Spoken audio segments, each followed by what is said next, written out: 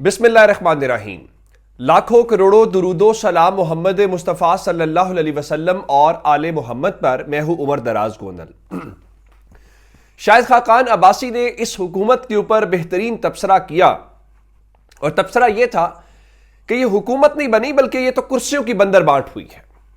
और मैंने आपको पिछले वीलॉग में बड़ी तफसील के साथ बता दिया था कि अभी जुमा 8 दिन हुए हैं और वजीरों के दरमियान भी वजारतें तब्दील होना शुरू हो गई हैं। इससे आप इनके होमवर्क का अंदाजा लगाइए। लेकिन अब उससे अगली बात है, अमली तौर पे यह होना चाहिए कि शहबाज शरीफ काबीना पहले इम्तिहान में नाकाम हो गई है और शहबाज शरीफ काबीना के ऊपर अदम एतमाद, या दूसरे लफ्ज़ों में कहते हैं ना, शहबाज शरीफ काबीना तो गई, वो सूरत हाल है। अब अगर हुकूमतें अपनी कारकर्दगी की बजाय एक बड़ी मीडिया टीम तश्कील देके ये समझती हूं कि लोग ये समझेंगे या समझते हैं कि उनकी हुकूमत बड़ी कामयाब है और वो रात को टीवी के ऊपर बैठ के हुकूमत का बयानिया बनाएंगे।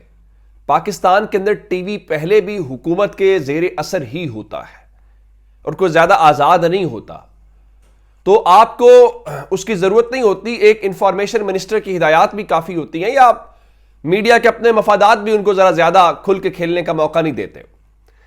लेकिन अब खबर सुनिएगा जरा कि उस काबीना से भी बात नहीं बनी और वजीर आजम की हिदायत के ऊपर 25 रुकनी मीडिया टीम के कयाम का फैसला कर लिया गया है। यानी ये 25 जो अरकान है, इनका और कोई काम नहीं है सिवाय इसके बताया गया है टीम पाक फौज और रियासती इदारों का भरपूर दिफा करेगी। हुकूमती कारकर्दगी, गैर मकबूल सख्त फैसलों का दिफा भी टीम की जिम्मेदारी होगी। वजीर आजम खुद मॉनिटर करेंगे। पिछले 16 महीने यही जमातें थी, यही हुकूमत के अंदर थे और आपने देखा कि क्या हुआ। कोई बयानिया कामयाब नहीं हुआ। नवाज शरीफ को मैदान में उतारना पड़ा, वो भी कामयाब नहीं हुआ। तो असल बात यह है कि मीडिया मैनेजमेंट इधर उधर से बात नहीं बनेगी। असल बात है कारकर्दगी दिखाना। लेकिन कारकर्दगी कहां से दिखाएंगे? वो कहते हैं पीआईए को बेचें, जी बेच देते हैं। बिजली महंगी की आगे चल के पता चलेगा। अगली खबर सुन लीजिए, 1 जुलाई से बिजली भी महंगी होगी, जो बजट अगला आएगा। 1 जुलाई से गैस की कीमतों में भी इजाफे की दरखास्त कर दी गई है और इस तरह से सार्फिन पे 79 अरब 63 करोड़ रुपए का बोझ पड़ेगा। ओगरा की जानिब से समाअत के बाद फैसला विफाकी हुकूमत को भिजवाया जाएगा। डॉन के मुताबिक और विफाकी हुकूमत की मंजूरी के बाद ओगरा गैस की कीमतों में इजाफे का नोटिफिकेशन जारी करेगा। यह तो जुलाई में होगा ना। अभी इस महीने या पिछले महीने आपका या आपके अजीजों का जो गैस का बिल आया वो काफी होगा आपके कानों में से धुआं निकालने के लिए। और इमरान खान यही बात कह रहे थे कि ये कर्जे धड़ाधड़ लिए जा रहे हैं और आने वाले चंद हफ्तों महीनों के अंदर महंगाई इस कदर होगी कि लोगों को किसी कॉल का इंतजार नहीं रहेगा, लोग बाहर निकल आएंगे।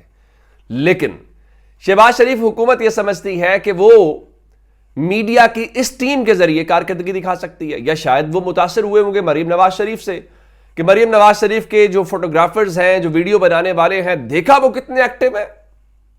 बिल्कुल उनको एक्टिव होना चाहिए। और वो चूंकि कल अडियाला कोट लखपत जेल गई हुई थी और उसके बाद उनका ट्वीट क्या आया जरा देखिएगा। वो फरमा रही थी कि उस सारी सूरत हाल में कि मैं इमोशनल हो गई, जहां पे 3 बार नवाज शरीफ को रखा गया, मैं भी उस जेल में थी और कभी भी विजिट करने की इजाजत नहीं थी। आज मुझे देखने का मौका मिला। नवाज शरीफ माशाल्लाह से किंग मेकर हैं और जालिम कहीं के नहीं रहे।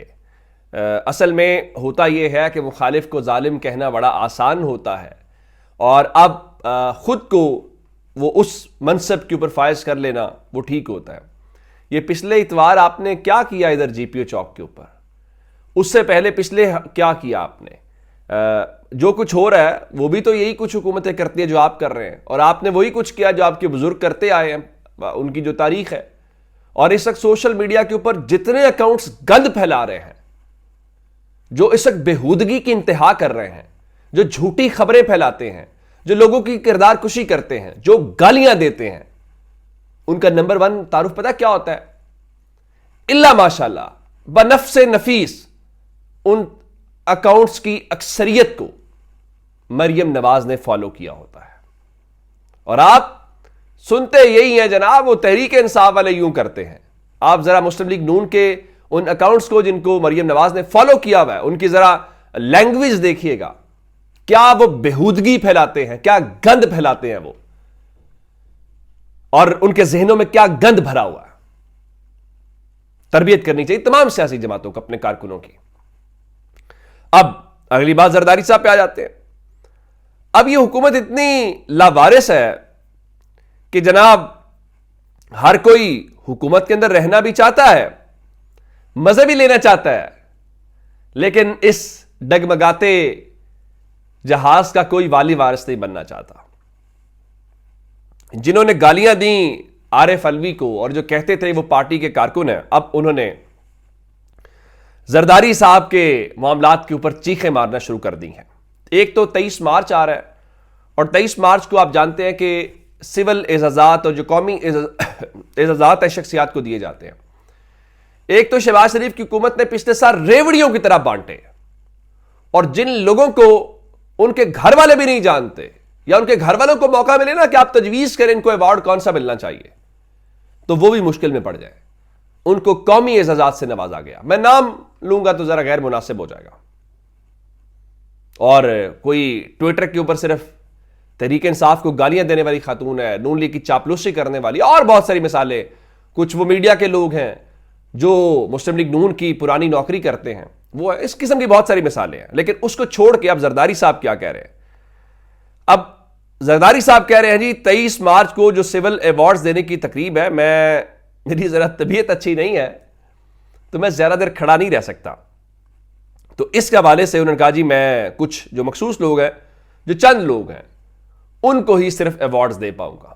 अब उसके ऊपर चीखें मारी जा रही हैं। अब उसके ऊपर कहा जा रहा है देखे जी आसिफ अली जरदारी जो हैं उन्होंने सिर्फ अपने मनपसंद लोगों को अवार्ड देने का फैसला किया है, और उन्होंने कहा है कि जिंदगी भर मेहनत करके अवार्ड्स हासिल करने वाले को यह कहकर अवार्ड देने से इनकार कर दिया कि मेरी सेहत अच्छी नहीं, ज्यादा देर खड़ा रह सकता। जमहूरी हुकूमत का पहला छक्का। पहली बात यह है कि वो जिन लोगों को अवार्ड्स दिए हैं शहबाज शरीफ की हुकूमत ने दिया पिछले पीडीएम वाली, जिनको अभी जाके मिलने हैं, वो शायद डिजर्व नहीं करते, और आपने रेवड़ियों की तरह बांटे और कौमी एजाजात की तौहीन की।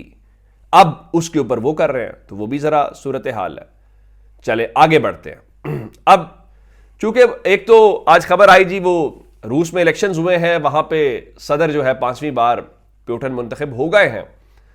तो मैंने कहा ये देखें एक बार फिर वो जो सिकंदर सुल्तान राजा हैं उनकी मेहरबानी से एक बार फिर उनको कामयाबी, क्योंकि वो भी ऑब्जर्वर के तौर के ऊपर गया है। सिकंदर सुल्तान राजा ने बताया होगा कि उनके इलेक्शन से ज्यादा हमारे इलेक्शन साफ शफाफ थे। क्या बात है, दोनों के इलेक्शन क्या ही कमाल थे। वहां पे तो 86% टर्न आउट रहा, और यहां पे कई जगहों के ऊपर तो 99% भी गया है। कुछ 14 एक हल्का लाहौर का है, एक पोलिंग स्टेशन था, वहां पे सिर्फ 8 लोग वोट नहीं डालने आए। कभी ऐसा मुमकिन हुआ है? लेकिन सिकंदर सुल्तान राजा के दौर में ये मुमकिन है। खैर, अब वो जो फॉर्म 47-45 का मसला है उसका एक हल है, लेकिन काजी साहब का इम्तिहान है। काजी साहब हर बार इम्तिहान में सुरखरू हो जाते हैं, और अब अगला उनका इम्तिहान एक तो ये है कि इत्तलात है कि नवाज शरीफ या नून लीग की हुकूमत उनको एक्सटेंशन देना चाहती है, तो वो क्या एक्सटेंशन ले रहे हैं? ये भी एक बड़ा इंपॉर्टेंट सवाल है। लेकिन रात को शाहिद खाकान अब्बासी बैठे हुए थे, और शाहिद खाकान अब्बासी ने तजवीज़ तो दी है, लेकिन मैं आपको अगली बात बता देता हूं।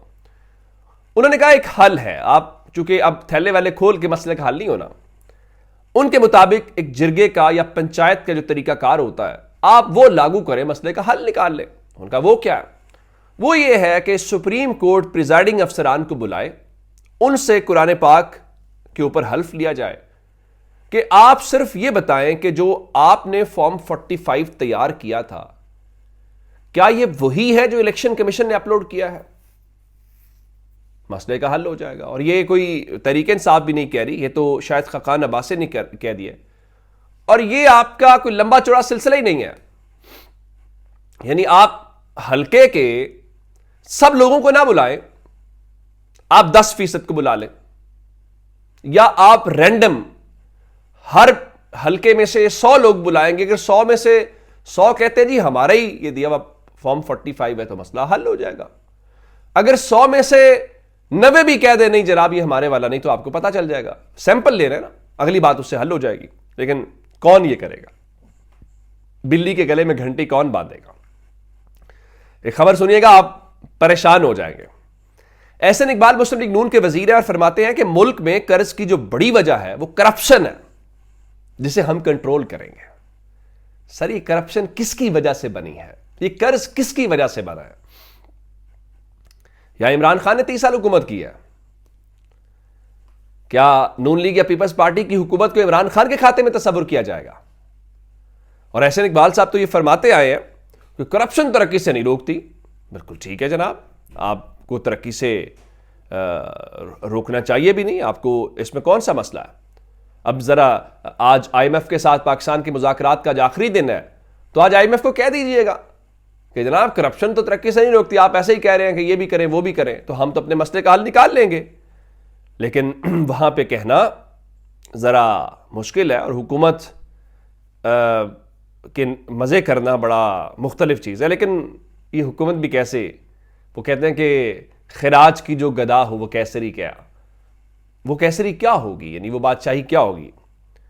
तो अब ये तो रह गया। उधर बलूचिस्तान में लेके आए हैं उन साहब को, सरफराज बुगटी को, कितने दिन हो गए हल्फ लिए हुए। अब उस सारी सूरत हाल में बलूचिस्तान में अभी तक सूबाई काबीना तक नहीं बन सकी। क्यों नहीं बन सकी, उसकी क्या वजूहात है? बड़ी सादा सी वजह है, वो ये समझते हैं ज़रूरत ही नहीं है, उन्होंने कोई अवाम को जवाब देना है, कोई अवामी एहतसाब होना है जो उनकी परेशानी हो। नहीं जनाब, उनको सत्ते खैरा हैं। उनको लगता है कि हम बिल्कुल साथ हैं, जिनके जो हमारे साथ हैं उनके होते हुए क्या मसला है। बाकी अवाम को देख लेंगे, अवाम ने क्या कर लिया, अवाम ने जाके ठप्पे लगाए, जिसको वोट दिया फॉर्म 45 के जरिए जितवाया, क्या आज वो कौमी असम्बली के अंदर हैं? नहीं जनाब, वो हैं जो RO के कमरों में जीते हैं, और फिर वो रिजर्व सीटें ले ली गई। अब उसके जरिए क्या किया जाएगा? सेनेट इलेक्शन में इनका वोट पड़ेगा, कहीं से मोहसिन नकवी जीत के आ जाएगा, कहीं से फैसल वावडा आ जाएगा, कहीं से कोई और आ जाएगा। काजी फायज ईसा साहब जिंदाबाद। अपना बहुत सारा ख्याल रखिएगा। खुदा हाफिज।